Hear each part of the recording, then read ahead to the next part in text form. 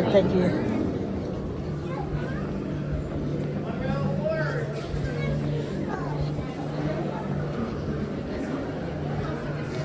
And watch your step. For your safety, remain seated with your hands, arms, feet, and legs inside the boat at all times. Parents, please supervise your children and refrain from flash photography or using No, I'm not kidding. I need to invite you. now ends as dramatic and sudden changes are sweeping over the land. The approaching storm may seem violent and destructive to us, but to nature, it's a new beginning in the cycle of life. I know we've done this before. I think we did the wrong time. Yeah, I was with them. If I did, I would remember. Truly rich and productive living system, providing us with oxygen, Look, I think we food, outside. medicine, and other elements essential to our lives. Well, yeah, so you're talking. In the desert, nature has created a very different, but no less beautiful living system. And while this arid landscape may seem lifeless, it is very much alive. The plants and animals that have learned to survive in these harsh conditions make use of what little water they can find and avoid the scorching rays of the relentless sun.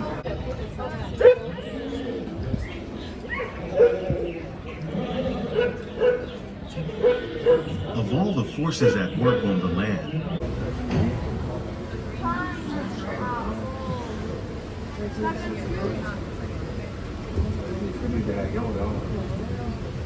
welcome to our living laboratories, where scientists from Epcot and the U.S. Department of Agriculture are exploring innovative ways to produce bountiful harvests now and into the future.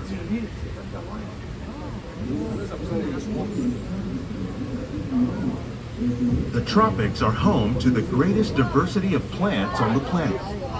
Many of these, like papaya, bananas, cacao, coffee, and rice, are well known around the world. These are just a few of the edible plants that have been an important source of nutrition for people living in the tropics. Many are rich in vitamins and minerals, while others are well adapted to growing in less than ideal conditions. Some, like the water lily, thrive in wet, swampy areas and waterways. All parts of this plant, even the flower petals, are edible. The starchy root of the plant has long been used to make flour for baking. Mozzarella.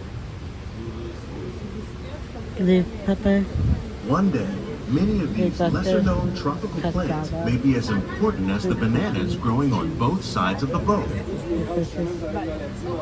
More than 28 million tons of bananas are eaten annually, making it the most popular fruit in the world. Banana.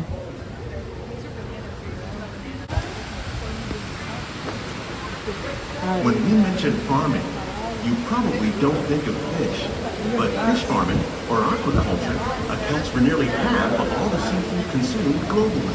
Tilapia, bass, and catfish, like the ones you see here, are three of the more popular crops raised by fish farmers.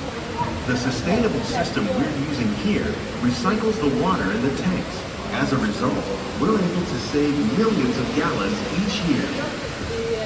Our small fish farm produces nearly 5,000 pounds of fish each year to serve in restaurants around Walt Disney World. Innovations like this one can play an important role in our efforts to produce bountiful harvests and still protect natural resources. Basil. Lots of time of spice, right? While there are more than 50,000 edible plant species in the world, most of us are only familiar with the handful that make up our everyday diet. The common grains growing here, wheat, maize, sorghum, and millet, plus rice, account for nearly 2/3 of our global food consumption. Learning how to increase yields of these staples is an important goal of research around the world. Fish, sweet, fish,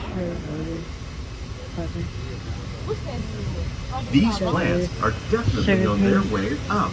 Innovative growing techniques like these increase yields while more efficiently using resources like water, fertilizer, and pesticides. Another innovation at work here is our integrated pest management program.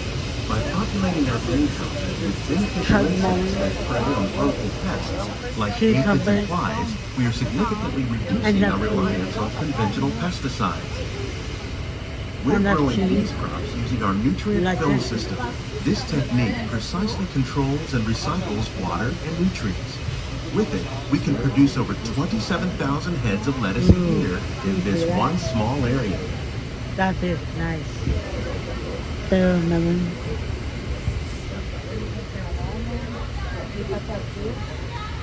Sweet potato trees. I love flowers. Some of our best ideas have been inspired by nature, like these fruit and vegetable trees. By growing these ground plants vertically, we can increase yields and better control diseases. These crops taste as good as they look. In fact, we serve more than 15 tons of produce from our greenhouses in restaurants here at the land every year. It's a nice relaxed ride, right? Snapdragon.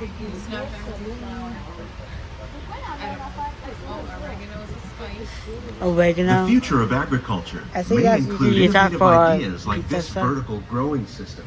Plants grown in this way use a fraction of the space required by traditional growing methods. That saves water and increases production. The aquaponics system on your left combines hydroponics with aquaculture. The fish provide a natural source of fertilizer for the plants, and the plants help keep the water clean for the fish. It's another great way to produce more while using less. In our labs, Epcot scientists are working with the U.S. Department of Agriculture on a number of innovative projects. The goal of these efforts is to produce higher yielding and better quality plants. Unique journey through our living laboratory. If you'd like a closer look, then check out the behind the scenes walking tour. It's a chance for the whole family to get up close and personal with the plants and growing techniques in our laboratory. Please keep your hands and feet inside the boat and remain seated until the boat comes to a complete stop.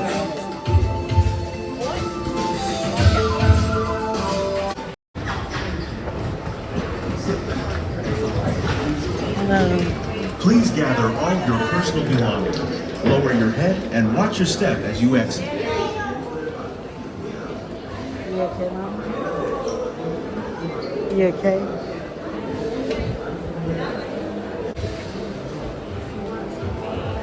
I think what good after we do treatment.